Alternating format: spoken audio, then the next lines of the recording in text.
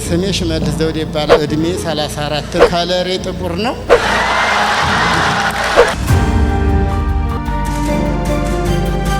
እድገቴ በጣም አስቸጋሪ በሚባል ሁኔታ ውስጥ ነው ያደግኩ። የምኖርበት ሀገር ላይ የመገዳደል መንፈስ ያለበት ሀገር ነበር። እናቴን በ7 ዓመት በሞት አጥቻለሁኝ። ልጆች 20 ሰው ጭነው አይቀጡም። እኔ 12 ሰው ጭኜ እቀጣለሁ። ዛሬ ያለው 50 ሰው ይኑር 100 ሰው ይሁን እኔን ነበር ለመግደል የሚፈልጉትና እኔ አሁን እድሜም ሄዷል። በቃ ማግባት እፈልጋለሁ። ብቸኝነትም ደክሞኛል። ከዛ ስለ ማግባት ሳስብ ማን ይድርሃል አንተ ማን ነው ምናምን ብሎ ሴጣን ያስፈራራኝ። ሰዎች ራሱ በይፋ በቃ አንተ እውቀት የለህ፣ ገንዘብ የለህ፣ ትምህርት የለህ ወይ መልክ የለህ ሁሉ ብለውኛ ቃሉ።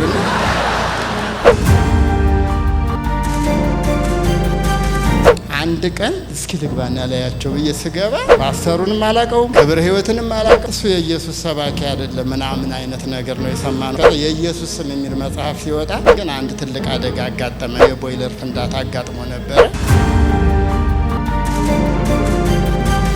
ሰዎች ኮንዶሚኒየም እንዲወጣላቸው ይጸልዩና ኮንዶሚኒየም ከወጣ በኋላ ማደሻ የለም ሰራሚክ የለም ይላሉ። እነዚህን መንጠቅ ነበረ ይላል። ጥሬ ግሬ ነው የምኖረው፣ ወላጅ አልባ ነኝ። የምታገቢ ከሆነ ከ3 ቀን በኋላ ደውልልሻለሁ አለ።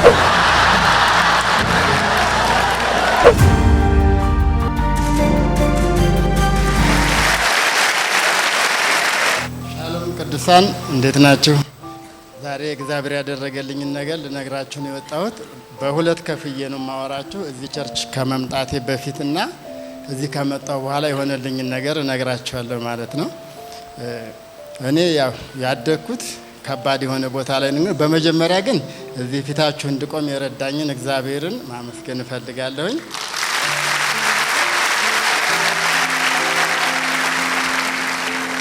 በመቀጠል የእምነት ቃል እንድለማመድ ከፋውንዴሽን ትምህርት ጀምሮ በተለያየ በሲዲዎቹ በሁሉ ነገር እንድለወጥ ከመንፈሳዊ ውድቀት ያነሳኝን መንፈሳዊ አባቴን ፓስተርን ማመስገን እፈልጋለሁ። እድገቴ በጣም አስቸጋሪ በሚባል ሁኔታ ውስጥ ነው ያደግኩት። እኔ ያደግኩበት ሀገር ላይ እንኳን ወንጌል ቤተሰቦቼ ጌታን አያውቁም፣ ዘሬ ጭራሽ አያውቅም። እኔና አንድ ወንድሜ ብቻ ነው ጌታን የምናውቀው። ከዛም አልፎ ደግሞ የምኖርበት ሀገር ላይ የመገዳደል መንፈስ ያለበት ሀገር ነበረ። በጣም አስቸጋሪ ነው። እናቴን በ7 ዓመት በሞት አጥቻለሁኝ። በ11ኛው ዓመቴ ደግሞ አባቴ አሁን በነገርኳቸው ይሄ በመገዳደል መንፈስ ተጋድሎ ገለውት ነበረ። ከዛ እኔ በዛን ሰዓት የ11 ዓመት ልጅ ነኝ። ያው መልስ የሚሉት ነገር አለ። መልስ ደግሞ የኔ ታላቅ ወንድም መልሶ ራሱን እሱ ለሕግ ሰጠ። ግን ጠቅላላ የተጎጂ ቤተሰብ እኔን ይፈልግ ነበረ።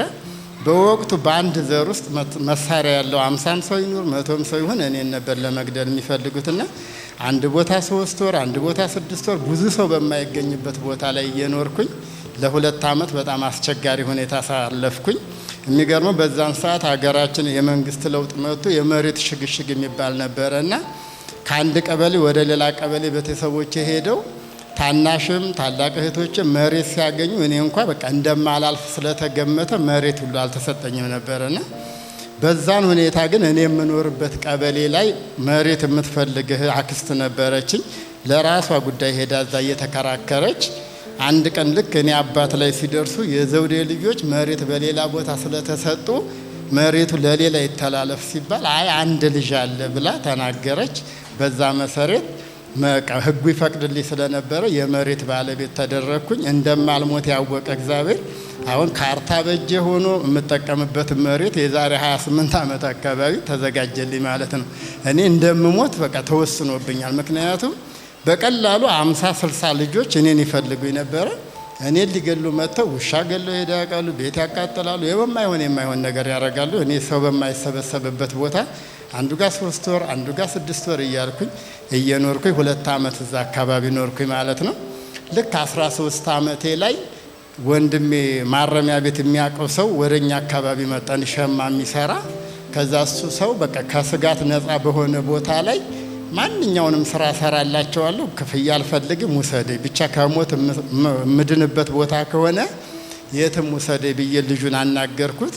በቃ አንድ ሀገር ይዤ እጠፋለሁ እያለኝ በአጋጣሚ የሆነ ነገር ትዝ አለኝ። አንድ ሰው ከአዲስ አበባ መጥቶ ለቤተሰቦቼ አንድ አጎቴ ቤት አድራሻ ሲሰጥ አይቻለሁኝና ያ ቦታ የተቀመጠበትን ቦታ ፈትሸን በማንበብ ጭምር የሚረዱኝ ልጆች ሁሉ ይዤ ያንን አድራሻ አገኘሁትና ለዛ ሊሰጥሁት ማለት ነው። ከዛ በቃ እሱ በቃ ይዤ እሄዳለሁ ብሎ ያችን አድራሻ ይዞ ወደ አዲስ አበባ ከመምጣታችን አንድ ከተማ ላይ አድረን እንደውም እዛ ቦታ ድረስ ወሰደኝና ወደ አዲስ አበባ ይዞ ይመጣ ማለት ነው። ልጁ በጣም ወደ 89 አካባቢ ነው፣ ሩቅ ነው። በዛን ጊዜ ወደ አዲስ አበባ ስመጣ እኔ 13 ዓመቴ ነው። ከዛ እዚህ አካባቢ አዲስ አበባ ላይ አንድ ሰው አስጠግቶኝ ሊስትሮንም ሱቅ በደረቴውንም ጋዜጣውንም እየሸጥኩኝ መኖር ጀመርኩኝ። ለ3 ዓመት ከኖርኩ በኋላ ግን 16 ዓመቴ ላይ ያው ያደኩበት ነገር ደግሞ በቃ አሁን ለመሳሪያ ደርሻለሁኝ፣ መሸሽ የለብኝም፣ እዛው ሀገር መሄድ አለብኝ ብዬ 16 ዓመቴ ላይ ሄድኩኝ መልሼ እዛ ሀገር። በቃ ከዛ 16 ዓመት ሆኖኛል። አሁን ጥበቃ ያስፈልገኝም ራሴን ችዬ መቆም የምችል ሰው ነኝ ብዬ ሄጄ ቢያንስ ባልገዛም የአጎቶችን መሳሪያ መለማመድ፣ ድሮ የምፈራበት ቦታ ሁሉ ሳልፈራ መሄድ ጀመርኩኝ ማለት ነው። ልክ ያንን ነገር ምን ማድረግ አለብኝ ብዬ በቀሉንም ምኑንም እያሰብኩ ባለሁበት አንድ የሆነ የአክስቴ ልጅ የሆነ ልጅ ከዚህ ሀገር ውጭ ሄዶ ነበረ። ከዛ አጋጣሚ መጣ። ሲመጣ በድንገት ነው የመጣው፣ ተይዞ የአረብ ሀገር አካባቢ ነበረ። መልሼ መሄድ አለብኝ ሲል አይ መሄድ የለብህም እዚህ ሀገር ባለህ ገንዘብ ለምን አሰራ ምናምን ብዬ ስመክረው አይ ይሄ ብር አያሰራኝም ሲለኝ ኧረ እኔ አዲስ አበባ በ75 ብር ነው ሱቅ በደረቴ የሰራሁት፣ አንተ ያስከው ብር ብዙ ስለሆነ ስራውን አሳይሃለሁ ብዬ እሱን ስራውን አሳይቼ ወደ ሆነች ከተማ እዛ ቅርብ ርቀት ከተማ ላይ መኖር ጀመርን። ግን እሱ የነበረበት ሀገር ላይ ያው በሙስሊም ሕግ ውስጥ ገብቶ ሙስሊም ሆኖ ነበር የመጣው። እኔንም ሙስሊም አረገኝ ማለት ነው።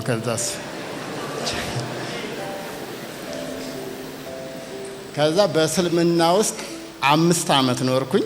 በቀን 5 እንሰግዳለን። በቃ ጎበዝ መንፈሳዊ ሆንን በዛኛው ቦታ ላይ።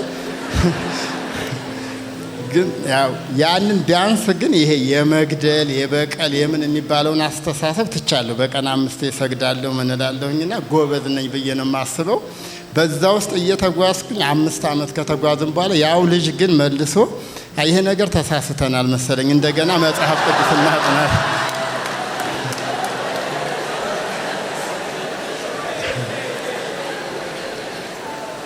ከዛ መጽሐፍ ቅዱስ እናጥና ሲለኝ አጠናንና እሱ ቶሎ ገባው። እኔ ግን ቆይ ይሄ ነገር ተው ቸኩልሃል መሰለኝ ስለው አይ አንተ ብዙ ጓደኞች ስላፈራህ እነሱን ይሉኝታ ይዞህ ነው እንጂ እኔ የማመጣው ሀሳብ አንተን የሚጎዳ አይደለም፣ ግድ የለህም እኔ ገብቶኛል ሲለኝ እኔ አልገባኝም ስለው በቃ አንተ ትንሽ ቆይ ብሎ እሱ ከቸርች ቀጥታ ሰው ጠራና የምናውቃቸውን ጴንጤዎች ኑ ንስሐ አስገቡኝ ብሎ ንስሐ ገባ እሱ ማለት ነው።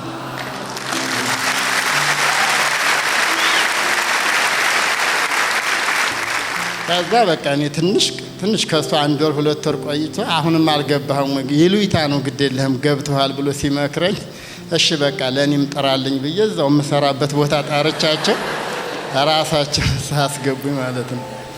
ከዛ ይሄ በ98 አካባቢ ነው ይሄ ወንጌል እየገባን እየኖርን እያለ በጣም በቃ የምወደው ሰው ነው። ያው አንድ ወንጌላዊ አገልጋይ የሆነ አሁን ወደ ጌታ የሄደ ነው። ስለ ምህረት በጣም ሲሰብክ በጣም ይሰብካል እና ምህረት የሚባለውን ጠንከር አድርጎ በሲዲ ነው የማውቀው። ሰውየውን የለም በዛን ወቅት ነው ያለፈው። ስሰባው ምህረት ማለት በቃ ጠንከር አድርጎ ነው የሰበከው ሰውየውና ለምህረት ሲባል ብዙ ይተዋል ሲል እኔ አባቴን የገደለው ሰይጣን ነው የሚል አይነት አስተሳሰብ ውስጥ ገባኝ። አባቴን የገደለው ሰው አይደለም ወይ የእውቀት ማነስ ነው ወይ የሰይጣን ችግር ነው። ስለዚህ እኔ ከነኚህ ሰዎች ጋር ጸብ የለኝም። እንደውም ሰውየውን የሆነ ቦታ ተቸግሮ ባገኘው እሰጠዋለሁ። መሳፈሪያ እንኳን ባይኖር እስከምሰጠው በሲዲው ምህረት ተለማመድኩ ማለት ነው ወንጌል ሲጨመርበት።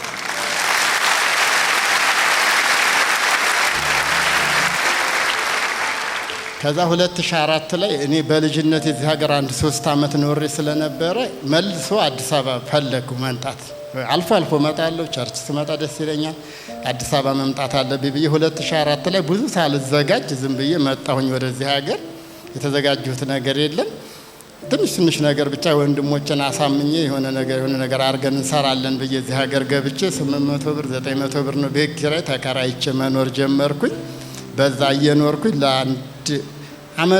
አንድ አመት አካባቢ እየኖርኩኝ ልክ 2004 መጥቼ እኔ 2005 ላይ መንግስት የኮንዶሚኒየም ምዝገባ እድል አመቻቸና የአዲስ አበባ ነዋሪ የሆናችሁ 2 አመት የሞላችሁ ይላልና እኔ የአዲስ አበባ የነዋሪነት መታወቂያ አለኝ። መጀመሪያ መጥቼ ሄድኩትን ሳልቆጥር አመት ከ6 ወር ነው የኖርኩት። እኔ በቃ ወንጌል በጣም በደንብ ነው የገባኝ። ያኔ አልመዘገብም መንግስት ባያቅም አልሸውድም። እኔ ሮሜ 13 ላይ ለመንግስት መገዛት እንዳለብኝ ተነግሮኛል። አልመዘገብም ብዬ አሳለፍኩት ማለት ነው እድሉን። ከዛ 2006 ላይ ያ ስራውም በቃ መኪና ነገር አሮጌ መኪና ነበር የገዛነው ለሶስት። በቃ ስራው አላዋጣለን፣ አስቸገረን። መናኸሪያ ነው የምሰራው ከትራፊኮችም ጋር ይሄንን መንፈስ ይዤ እኔ አልግባባልኩኝ ማለት ነው። መናኸሪያም ላይ ልጆች 20 ሰው ጭነው አይቀጡም። እኔ 12 ሰው ጭኜ እቀጣለሁ። የሆነ ነገር አድርግ ሲባል ክርስቲያን ነው እላለሁ። በቃ በጣም በጫና ውስጥ ስገባ ከዛ ወንድሞቼ ምን አሉኝ፣ በቃ መኪናው ገራጅ ይቁምና ይሸጥ፣ አንተ ይሄን ሀገር ለቀህ ወደኛ ወረ የምንኖርበት እና ሄድ ሲሉኝ እኔ ትቼው ከመጣሁት ሀገር የባሰ አልሄድም። መኖር የምፈልገው አዲስ አበባ ነው። ጌታ ሆይ ማድረግ ያለብህን ነገር አድርግ ብዬ ከጌታ ጋር ሙግት ጀመርኩኝ። ያኔ 3 አመት የኖርኩበት ሰውዬ ሞቷል። ልጅ የለውም። የጎረቤት ልጅ ገብቶ ለ10 አመት ያችን ቤት ይኖርባት ነበር። ቤቷ የቀበሌ ቤት ነች። ከዛ ልጁ ደውሎ ጠራኝና እኔ ይሄን ቤት ልተወው ነው እድልክን ሞክር ብሎ ከ900 ብር የ2 ብር ኪራይ የሚከፈልበት ቤት ልጁ ሰጠኝ ማለት ነው።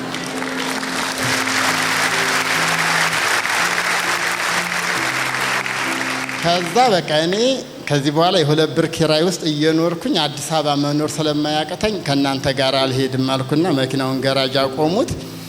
በዛው በቃ ደስ አለኝ። ቀስ ብዬ ቀበሌ ቤት ነው ገብቼ የ2 ብር ኑሮ መኖር ስጀምር ከዛ ገራጅ ላይ የቆመበት ቦታ ሰውየው መኪናው እንዲሸጥ የተፈለገው ብር አለ። የቤተሰቦቼ ጋር ተስማምተን 25 ሺህ ብር ጨምሮ መኪናው ተሸጠ። ከዛ ሰውየው የገራጁ ባለቤት 25 ሺህ ብሩን በአየር ላይ ወሰደው፣ እነሱ በገመቱት ነው ብር የሚሰጠው ሲለኝ አይ እኔ ክርስቲያን ነኝ አልዋሽም አልኩት፣ ሰውየውን ማለት ነው። ከዛ ይሄ ሰውዬ ምን አደረገ፣ ልክ እዛች ቀበሌ ቤት መኖር እየፈለኩ አንድ ቀን ደውሎ ጠራኝ። ከሚስቱ ጋር ቁጭ ብለዋል። ስለወደድን አብረህን ስራ ብለው ወደዚህ ደግሞ የስራ እድል አመቻቹልኝ ማለት ነው አዲስ አበባ ላይ።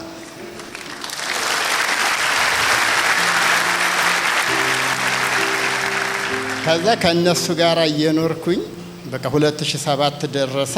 1 አመት ተለማምጄ እዛው ቤት እየኖርኩኝ መንግስት ደግሞ ለ25 አመት በዛን ሰዓት የነበረው መንግስት አንድ የቀበሌ ቤት ሰው ከሞተ ወይ ልጅ ወይ ሚስት ነው የሚወርሰው፣ ለሌላ ሰው መተላለፍ አይችልም። ያ እኔ ከ1 አመት በፊት ያከበርኩት መንግስት ደግሞ በቃ በህገ ወጥ የምትኖሩ ፎርም የምታሟሉ ሰው የሚመሰክርላችሁ ቤት ህጋዊ ስለማደርግላችሁ በህጋዊ መንገድ ጠይቁ ብሎ ደግሞ ጠራን ማለት ነው 2007 ላይ። ከዛ እኔ ያቺ ስም ዝውውር ፕሮሰስ ጀመርኩኝ።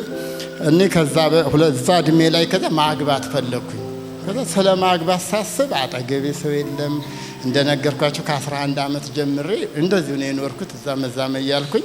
ከዛ ስለ ማግባት ሳስብ ማን ይድራሃል አንተ ማን ነው ምናምን ብሎ ሰይጣን ያስፈራራኛል። ሰዎች ራሱ በይፋ በቃ አንተ እውቀት የለህ፣ ገንዘብ የለህ፣ ትምህርት የለህ ወይ መልክ የለህ ሁሉ ብለውኛ ቃሉና እንዴት ማግባት ትችላለህ?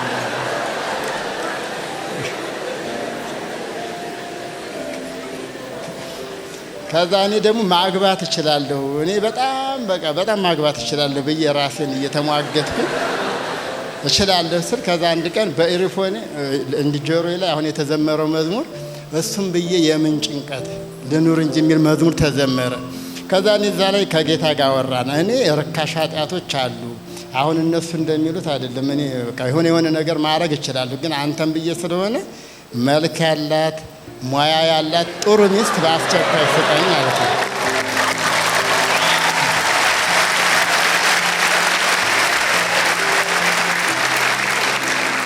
ከዛ ይሄንን ብዬ ወዲያው አንድ ጓደኛ ነበረኝ አገኘሁትና እኔ ቤት ጠርቼው እኔ አሁን እድሜም ሄዷል፣ በቃ ማግባት እፈልጋለሁ፣ ብቸኝነትም ደክሞኛል፣ በቃ ሚስት ፈልግ አልኩት።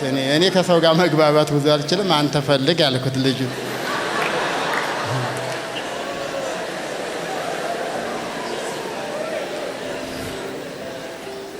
ከዛ ልክ ልጁ ከ6 ወር በፊት አንድ ልጅ መታ መንፈሳዊ የሆነ ሰው ካለ እሱ አገልጋይ ነው፣ መንፈሳዊ የሆነ ሰው ካለ ምንም መስፈርት የለኝም አጋቡኝ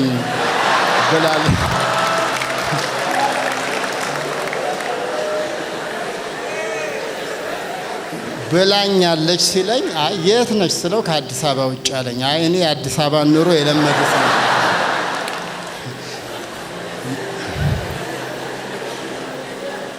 ከዛ የአዲስ አበባ ኑሮ የለመደ ሰው ነው የምፈልገው አልፈልግም ብየው ነበረ።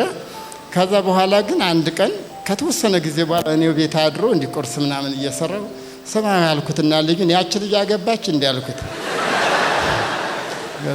አይ አላገባችም ሲለኝ በቃ እሺ ቆይ ሞክር ስለው ከአዲስ አበባ ውጭ ትሄዳለህ አለ። በቃ ጌታ ካለ ምንም ማድረግ አልችልም አልኩት። ከዛ ልጁ ሲደውል እሷ ከዛ በፊት አንድ ሰው ልኮላት ተሐድሶ ነገር ነበረች እሷ በቃ በመንፈሳዊ ገምግማ ተቀይመዋለች ልጁን። አይ አንተ ምን ልካቸውን ሰው አልፈልግም ምናምን ነገር ስትለው ከዛ ከለም ይደውላል አንተ ያልከው ልጅ ነው ምናምን ስትል አይ እናንተ እዛው ተጨቃጨቁና ጨርሱ እኔ ከ3 ቀን በኋላ እደውልላታለሁ አልኩት ለልጁ ማለት ነው። አንድ ድል ስጪኝ ምናምን አላት እሱ። ከዛ በኋላ አወሩ። እኔ ከ3 ቀን በኋላ ቀጥታ ደወልኩ ማለት ነው። እኔ ደውዬ ስሜ ሽመልስ ዘውዴ ይባላል እድሜ 34 ነው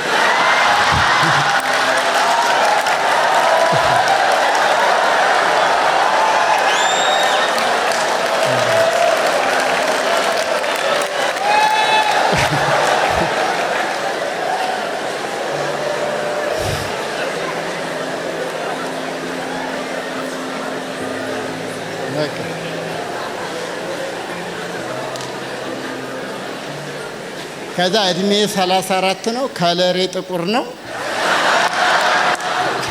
ከ8ኛ ክፍል በላይ አልተማርኩም ጥሬ ግሬ ነው የምኖረው ወላጅ አልባ ነኝ የምታገቢ ከሆነ ከ3 ቀን በኋላ ደውልልሻለሁ አልኩት።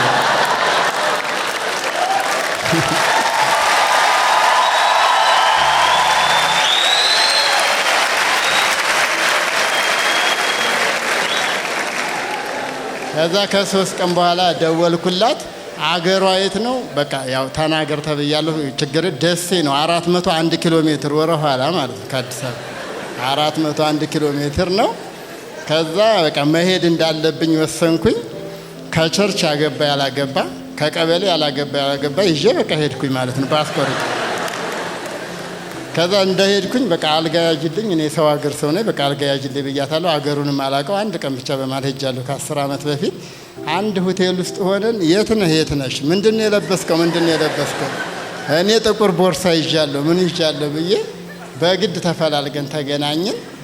ቀጥታ በቃ ከዛ ዛሬ አወራን ነገ ኤችአይቪ ምርመራ እናደርጋለን አለችኝ። እሺ አልኳት። እኔ ተጠንቅቄ ነው የኖርኩት ለማለት ፈልጌ ነበረ ግን አይ መመርመር ግድ ነው አለችኝ። እሺ ከዛ ወደ ሆስፒታል ሄድን ተመረመርን። በማግስቱ በቃ ተመረመርን ምሳ በላን ውጤቱ ደስ አለን። ከነሱ ሀገር 15 ኪሎ ሜትር ማቀው መዝናኛ ቦታ ነበረ እዛ በቃ ውሰጂኝ ምናምን ብዬ በቃ እንደ ፍቅረኛሞች በቃ ወደ መዝናኛ ሄድን ማለት ነው።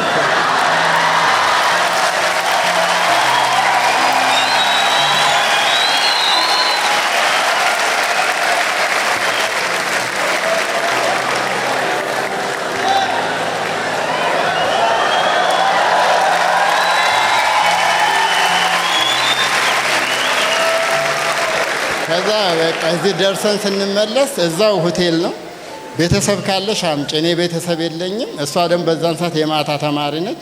ቀን ቆርጬ ስለሚሄድ የሚመለከታቸውን ቤተሰቦችሽን ጥሪ ነው ያለሁበት ሆቴል አልኳት። ጠራች ሰው በአጋጣሚ እዚህ ቸርች አመጣኝ ሰው በጣም የቅርብ እህታችን ነበረች። እሷን የምትረዳ ሴት ነበረች። እሷንም ጠራቻት። ቁጭ ብለን አወራን። ምንድነው የምታደርገው ስለ አሁን እሷ ግንቦት 10 ነው የሄድኩት ሐምሌ የመጀመሪያው እሁድ ሰርጌ ነው በቃ እንዴት እንደምናረግ እንመካከር በቃ ጨርሼ ነው መሄደው አልኳቸው። ከዛ ታዲያ ምን እናድርግ ሲባል የቸርች ሰው ይጣራ ተባለ። የቸርች ፓስተሮች መጡ።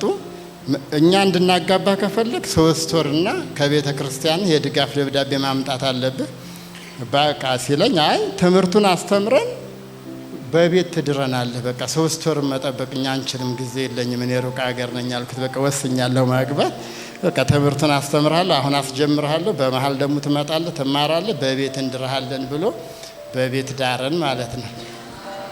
ሐምሌ 5 ቀን አገባን።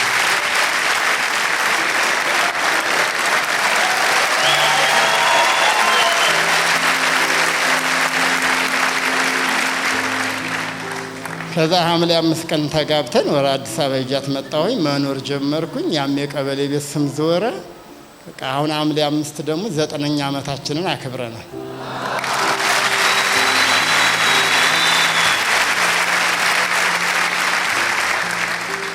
ከዛ በቃ በዚህ ውስጥ እየኖርኩኝ እስከዚህ ያለው ከዚህ በፊት ያለው ታሪኬ ነው። ከዛ ወደዚህ ቸርች እንዴት እንደመጣሁ ደግሞ ላወራቸው። ቸርቹን እኔ በጣም የሚገርመኝ ያው የሰይጣንም ዓላማ በጣም አሁን ነቅቼበታለሁ። ፓስተሩንም አላቀውም፣ ክብረ ሕይወትንም አላቀው። የተነገረኝ ነገር ግን በጣም በቃ ቸርችም ምንም እንድጠላ ነው የተነገረኝ። አንድ ወንድሜ እዚህ ያመጣኝ አውቆ ወደዛ ጋር የተዘጋጅ ካፍተር ያለች እዛ ነው የሚጋብዘኝ። ይጠራኝና እዛ ፍርፍር ይጋብዘኛል፣ የሆነ ነገር ይጋብዘኛል። ሰዓት ሲደርስ ግን ሲለኝ አይ አንተ ግባ እኔ ወደ ቤቴ ነው የምለው። አልገባም እዚህ ቸርች። እሱ ይገባል እኔ አልገባም፣ እሱ ይገባል እኔ አልገባም። እንዲህ እየተመላለስን ስንኖር አንድ ቀን እስኪ ልግባና ላያቸው ብዬ ስገባ የሚዘመረው እኛ ቸርች የሚዘመር ነው። ታዲያ እነኝህ እንደኛ ናቸው፣ ምንድነው ልዩነታቸው እያልኩኝ ገባሁ። አንድ ቀን 2 ቀን ገባሁ 3 ቀን እያልኩኝ በቃ ከዛ አልፎ ጭራሽ እኛ ቸርች ማቀው ዘማሪ መጥቶ ዘመረ። በቃ ይሄ ነገር ምንም ችግር የለውም እያልኩ ስር ከዛ ፋውንዴሽን ትምህርት ጀምር አለኝ። እሱ አስመዘገበኝ። ትምህርት እየጀመርኩ ሚስቴም እንደኒው ነበረች።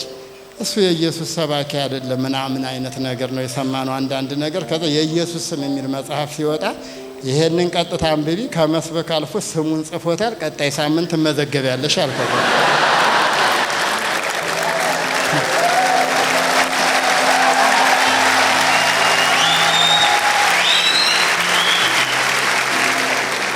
ከዛ እሷም ያን እያነበበች እኔ መንፈሳዊ ከዛ ፋውንዴሽን ጀመርኩኝና ፋውንዴሽን ስንማር ልክ ትምህርቱን እንደጀመር ነው የፋውንዴሽን አስተማሪያችን ይኸው ከዚህ ፋውንዴሽን ትምህርት መቅረት አይቻልም፣ ሞት ካልሆነ ቀጥታ እንድትመጡ ምናምን ብሎ ኮስተር ብሎ ሲነግረን ካልተመቸን ታዲያ እንዴት ምናምን ብዬ እንደማጉረምረም ብዬ ነበር ሲያስተምረን እና የመጀመሪያ ስማር ልክ ትምህርቱ በተጀመረ በ28ኛው ቀን ግን አንድ ትልቅ አደጋ አጋጠመ። እኔ የምሰራበት ቦታ እኔ የምሰራው ሱፐርቫይዘር ሆኜ ነው።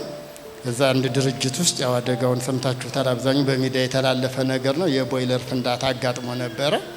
ከዛ ምንድነው እኔ አጋጣሚ ለ8 ሰዓት ያክል ሌላ ቦታ ነው የቆየሁት። 8 ሰዓት ላይ እዛ ድርጅት ውስጥ ስገባ ቦይለሩ ያለበት አካባቢ ገብቼ አንዳንድ ነገር አይቼ ይሄ ነገር ይስተካከል ምናምን ብዬ ገባሁኝ። ከዛ መልሼ አንዳንድ ነገር አስተካክዬ 8 ሰዓት አካባቢ ላይ ደረስኩት። 9 ሰዓት ወደ 10 ሰዓት አካባቢ ላይ ምሳም አልበላሁ ነበረ። ከእኔና ከሰውየው ወደ 20 ሜትር ወይ 15 ሜትር ላይ ምሳ እንዲህ እየበላሁኝ ነው። ከዛ ልክ ምሳ እንደበላ ያ ትልቅ ፍንዳታ ሆነ። ሲፈነዳ እኔ ያለሁበት ቢሮ እንዳለ በመስተዋት በምን ሞልቷል። እኔ ምንም አልሆንኩኝና ግን ስወጣ ያ የገባሁበት ቤት የለም። ያናገርኩት ጓደኛዬ 2 ሰዎች ጨምሮ ሞቷል። ከ10 ሰው በላይ አደጋ ላይ ናቸው። በቃ በጣም ከባድ አደጋ ነው አደጋው። እዛ አደጋ ውስጥ ሆኜ ለካ በቃ እንዳለው የፋውንዴሽን አስተማሪው ሞት እንደዚህ በቀላሉ ይሞታል ብዬ አንድ ቀን ከአቅሜ በላይ ሆኖ ብቻ ቀረሁኝ። ፋውንዴሽን ዋንን አንድ ቀን ብቻ ቀርቼ ጨረስኩ ማለት ነው ትምህርቱ።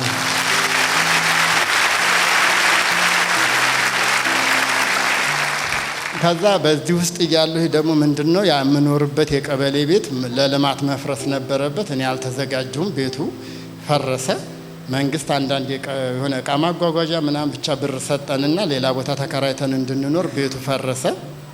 ከዛ ቤቱ ሲፈርስ የቀበሌ ቤት መምረጥ ይቻላል፣ ግን እኔ መልሼ ቀበሌ ቤት አልገባም። በቃ እኔ አሁን ሻል ያለ ነገር ነው የምፈልገው ብዬ ስለ ኮንዶሚኒየም ማስብ ነበረ።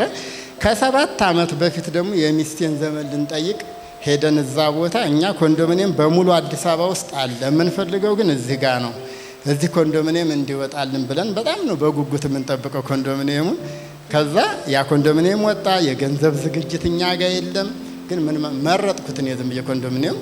ከዛ መንግስት የሰጣጠኝ ብር ላይ ትራንስፖርት አንዳንድ ነገር አድርጌ 60 ሺህ ብር ተረፈኝ። እጣው ያልኩት ቦታ ልጅቷ ጎረቤት ሆኖ ወጣ ማለት ነው የምንፈልገው ቦታ።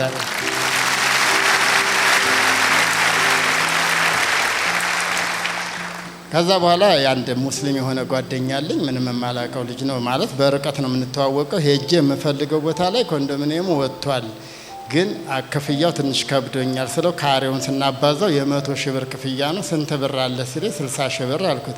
ለማንኛውም አካውንትን አስቀምጥ ብሎኝ አካውንቱን ሰጥቼው በ3 ቀን 40 ሺህ ብር ጨምሮበት 100 ሺህ ብር ሆነ ማለት ነው ቅድመ ክፍያ። ከዛ ያን ኮንዶሚኒየም ከፈል ነው፣ ግን እንደተባለው መታደስ ነበረበት። አጋጣሚ ደግሞ 4ኛ ላይ የደረሰው ቦርድ ምናምን የሚፈልግ ወጪ ነገር አለው። ከዛ ከአንዳንድ ወገኖች ጋር ስመካከር በቃ በር ካለው ይሄ ቦለኬቱን ዝግ ከሆነ ዝም ብለህ ግባ ላይ ይሉኛል።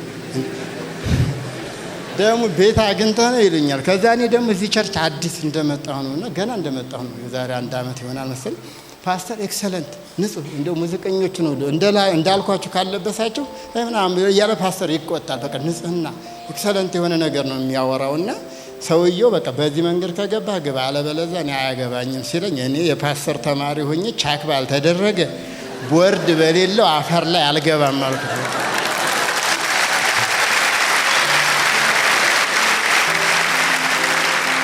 ከዛ ራሴን በቃ አግልያለሁ አለኝ ሰውየው። አግልል አልኩት። ከሌሎች ጋር እያወራሁ አንድ የሆነ ነገር ሲያደርግ እንደውም ባለሙያ ሲዘረጋ የኮንዶሚኒየም ስታንዳርዱ 20 መብራት ነው 30 መብራት ካለኝ 30 መብራት ዘርጋ ነው የምለው። በቃ እኔ ብር እንደሌለው ሳልሆነ ሶኬቱስ ያው ኪችን ካቢኔ ሁሉም ነው የሚደረገው ዝም ብለህ ዘርጋ እያልኩኝ እኔ በቃ ዘና ብዬ ጀመርኩት። ከዛ እንደዛ ብዬ ሁሉ ነገር ቤቱ ታደሰና መግባት ቻልኩኝ። ግን ምን ቀረን? የመሬት ምንጣፍ ሲቀር ነገሮችም ዝግትግት አሉ። በቃ ዝግት አለ። ግን ዝም ብለን ገባንበት። ለ2 ወር መኖር እየጀመር እዚህ ቸርች አንድ ቀን ፓስተር ቀኑን ማረሰው 26 5ኛ ወር ሰዎች ኮንዶሚኒየም እንዲወጣላቸው ይጸልዩና ኮንዶሚኒየም ከወጣ በኋላ ማደሻ የለም ሰራሚክ የለም ይላሉ። እነዚህን መንጠቅ ነበር ይላል ፓስተር።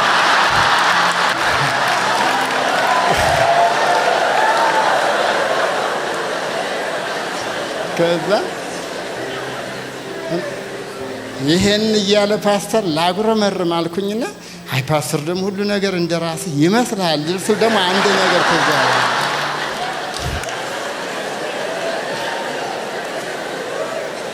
አንድ ነገር የሆነ ትዛለ ስብከት እየሰማው ምን እንደው አላውቅም። ስብከቱ አንድ የሆነ ልጅ ገንዘብ ጠይቄዋለሁኝ። ያው በቤቱ ጉዳይ ነው። ምንም ወራት አስቆጥሯል። ከዛ እንደዚህ እየሄድኩኝ በባስ እየሄድኩኝ እያዳመጥኩኝ ለእኔ እግዚአብሔር ኪቦርድ ካልኩት ኪቦርዴ ነው ያልኩትን ነው ሁሉ ነገሬ ነው ይላል ስብከቱ። ፓስተር ደግሞ ልልስል ስልኩ ተቋረጠ። ከዛ ልጁ ነው ለካ ይደውል አካውንት ላክልኝ ብሎ ብር ገብቶልኛል ለካ። አሁን ፓስተር ላይ እዚህ ጋር ሁሉ ነገር እንዳንተ ይመስላል ልልስል ስብከቷ ተዛለች። አይ ልክ ነህ ፓስተር ጌታ ይችላል በሐሳብ ልስማማ ብዬ 26 5ኛ ወር 2016 ብዬ እየጻፍኩኝ እዛው ላይ ደግሞ ይሄ ኑሮን የማይደጉም ስራ ላይ ያላችሁ ሰዎች በቃ ወጣችሁ ስራ ፈልጉ ምናምን አለ።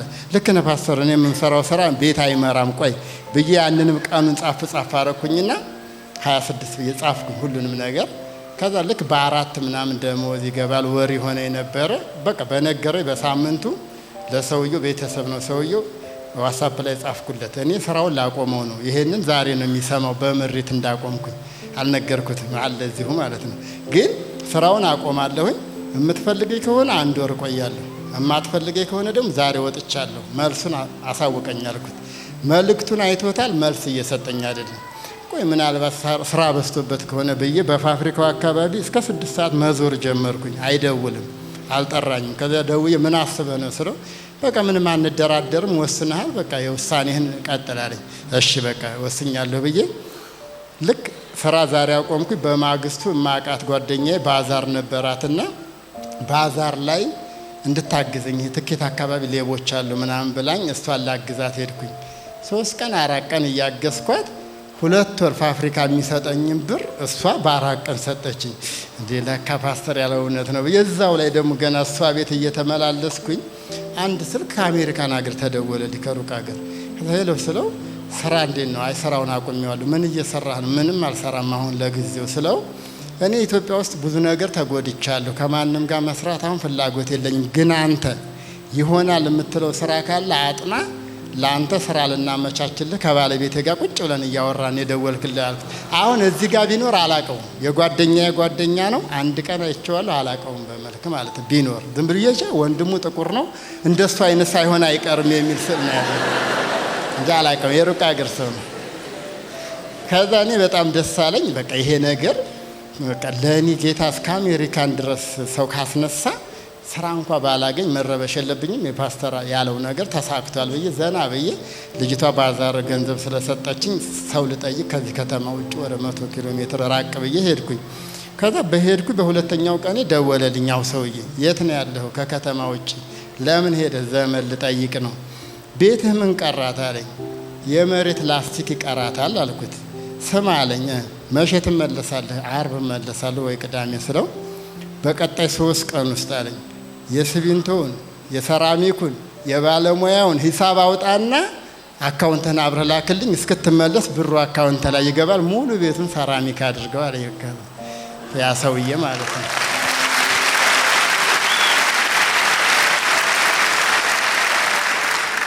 ከዛ ሙሉ ቤቱ ሰራሚክ ሆነ። በጣም ማማረ። በጣም ደስ ብሎ ተረጋግቼ እየኖርኩኝ እሱ እዚህ ሀገር ቤት ነበረውና ያልታደሰ ቤት እንዳለው አውቃለሁኝ። እስኪ ብሎክህን ምን አድራሻህን ንገረኝና ሄጄ ልይልህ ባለሙያ ከማስገባት በፊት በቃ የሚጠራረገውን ይሄ በዶማ የሚቆፋፈረውን የምችለውን እንዳደርገው አድራሻህን ላክልኝ አልኩት። ከዛ ላከልኝ። ሄድኩኝ፣ ቤቱን አየሁት። እኔ የሚጠራረገውን ምናምን እየቆፋፈርኩ ብቻ ደስ ብሎኝ ባለውለታዬ ስለሆነ የምችለውን እያደረግኩኝ እሱ የሚያወራኝ እንደ ኢንጂነር ነው፣ እንደ ትልልቅ ሰው እንዲህ ቢሆን ዋና ኪችን ኦፕን ኪችን በቃ የሚያወራኝ ሌላ በቃ አሜሪካን የሚኖርበትን ቤት ያወራኛል። ዝም እኔ ግዛልኝ አልኩት። ዶማ አካፋ ምናምን የምችለው ብቻ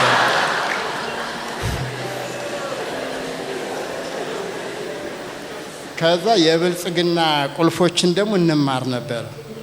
የብልጽግና ቁልፎችን እየተማርን ነበረ። ተለውጣችኋል፣ እናንተ ትልቅ ሰዎች ናችሁ፣ በቃ አእምሯችሁ እንደ ድሮ አይደለም ምናምን ይላል። ደግሞ የፓስተር ዊዝደም የሚለው ስብከት ነች። እኔ ብዙ ሲዲ ላይ ስብከት የለኝም ሞባይል ላይ እና እሷን እደጋግማለሁ። ዊዝደም ጥበብ ምናምን ሲል ፓስተር እኔ ነኝ ባለሙያ የሚባሉት ከእኔ የተሻሉ አይደሉም። እውነት የአመለካከት ችግር ነው እንጂ በቃ የተለወጥኩ ነው ብዬ ከዚህ ቸርች ስሄድ ካሬ ማባዛት አላቀም። ከዛ ካሬ እንዴት ነው ብዬ ሰው ጠየቅኩ፣ ማስታወሻ ላይ ጻፍኩኝ። ከዛ ሰኞ በቃ ሚስማሩን ምኑን የሚያስፈልገኝን ይዤ ሄድኩኝና ይሄ ይፈርሳል፣ ይሄኛው ኦፕን ኪችን ይደረጋል፣ ይሄ መኝታ ቤት ይቀነሳል ወይ ማና እንደ ኢንጂነር ሆንኩኝና በገመድ ወጥሬ ቪዲዮ አስጎበኘኋቸው ለነሱ። ይሄ ዋና ኪችን፣ ይሄ ኦፕን ኪችን፣ ይሄ መኝታ ቤት፣ ይሄ የልጆች መኝታ ቤት ብዬ የሚፈርሱትን ሁሉ በቃ ይፈርሳሉ፣ እዚህ ጋር ይገነባሉ ብዬ ስነግረው እንዲህ መሆን ቢችል ስለው በቃ ካንተ የተሻለ ባለሙያ ስለሌለ ባለሙያ እየቀጠርክ ይሄን እድሳት ራስህ አድስ፣ ባለሙያ ተቀጥራለህ፣ የሚያስፈልግህን ቶሎ ይሄን ቤት አድስና ቀጥታ ወደ ትምህርት ቤት ትገባለህ፣ እኔ አስተምርሃለሁ እንደውም ማለት ያ ሰውዬ ማለት ነው። አሁን ከሱ ጋራ 3 ወር 4 ወር የተለያዩ ቤቶች አሉት፣ የሌላ ሰዎችን ቤት አሁን 6 ወር ከ15 ቀን ይሆነኛል ከድርጅት ከወጣሁኝ። ተደራራቢ ስራዎች ናቸው ያሉት። ብዙ ገንዘብ አገኛለሁኝ። አሁን ተረጋግቼ እየኖርኩ ነው ማለት ነው።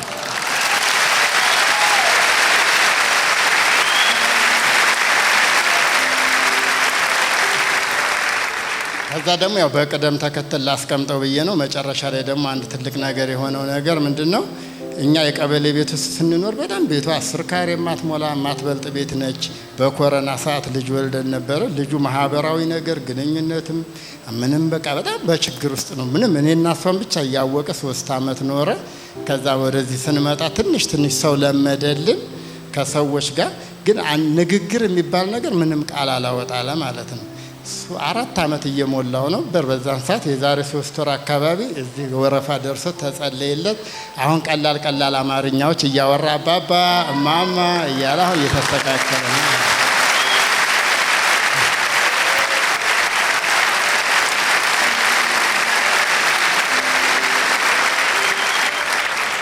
እና በዚህ ነገር ላይ ነው ያለው። ጥሩ ነገር ነው። አሁን ፓስተር ከፈቀደ ድራማ በሚመስል ያገባኋት ሚስት ይዋ አጠገቤ ነች። ብትመጣ ደስ ይለኛል።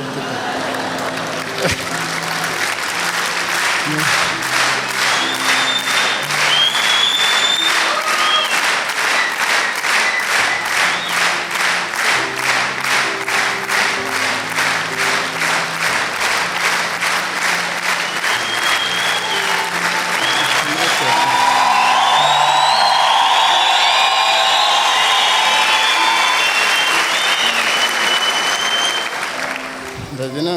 ሁሉን ያደረግልን እግዚአብሔር እጅግ አድርገን እናመሰግናለን። ፓስተር ደግሞ የእምነት ቃል በማለማመድ በቃ እኔ ትንሽ የእምነት ቃል ሁለታችንም አንችልም። ማመን የሚባል ነገር በቃ እንደ ተሐድሶ ተጠራጣሪ ነገር ነን መሰለኝ ብቻ ይከብደን ነበርና አሁን በጣም ተለማምደናል። በጣም ደስ ብሎናል።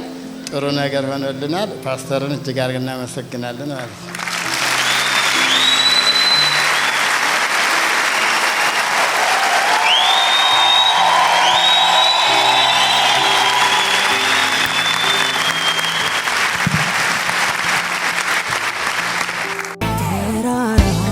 ጊዜ